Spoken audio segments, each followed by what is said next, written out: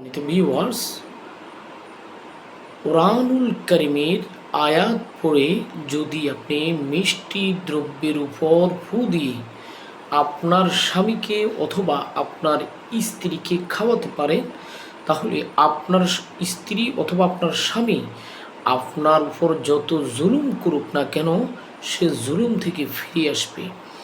কথায় কথায় আপনার সাথে ঝগড়া করে, কথায় কথায় সে বাপের বাড়ি চলে যায়, অথবা আপনাকে ছেড়ে আপনার স্বামী অনেক দূরে চলে যায়। আপনি যদি আপনার কাছে আসার পরে মিষ্টি দ্রব্য খাওয়াতে পারেন, তাহলে সে চিরদিনের জন্য আপনার বশে চলে আসবে।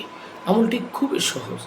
আপনি অজু করে কিছু মিষ্টি দ্রব্য একটি পাত্রে নেবেন এবং 11 বার দুরূদ শরীফ পাঠ করে কোরআনুল কারিমের আয়াতের অংশ যদি 21 বার পাঠ করে 21টি ফু দিয়ে এবং পরে 11 বার দুরূদ শরীফ পাঠ করে যদি ওই মিষ্টি দ্রব্য আপনার স্বামী অথবা স্ত্রীকে খাওয়াতে পারেন, ইনশাআল্লাহ সে আপনার বশে চলে আসবে।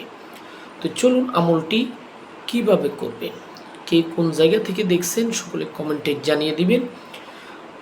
আমলটি হলো আউযু বিল্লাহি মিনাশ শাইতানির রাজিম ওয়া আলকাইতু আলাইকা মাহাব্বাতাম মিন্নি ওয়ালি তুসনা আলা আইনি। এইভাবে আপনি আমলটি করবেন।